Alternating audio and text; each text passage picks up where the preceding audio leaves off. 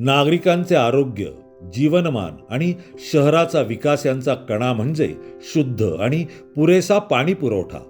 याचाच विचार करून पिंपळे गुरव परिसरात लोकनेते लक्ष्मणभाऊ जगताप यांच्या प्रेरणेने आणि भारतीय जनता पार्टीचे निवडणूक प्रमुख शंकरभाऊ जगताप यांच्या मार्गदर्शनाखाली माजी नगरसेवक शशिकांत आप्पा कदम, माजी नगरसेवक सागर अंगोळकर आणि रवीना अंगोळकर, माजी महापौर शकुंतला धराडे आणि श्यामभाऊ जगताप नियोजनबद्ध विकासाचं काम करत आहेत. या भागात स्मार्ट सिटी योजनेमुळे पायाभूत सुविधांना अधिक बळ मिळालं.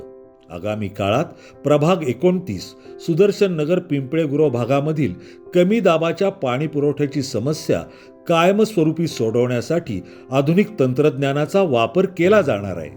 पवना बंदिस्त जलवाहिनी योजना तसेच भामा आसखेड आणि आंध्रा धरणातील अतिरिक्त पाण्याच्या कोट्यामुळे परिसराला नियमित, स्वच्छ आणि मुबलक पाणी पुरवठा उपलब्ध होणार आहे.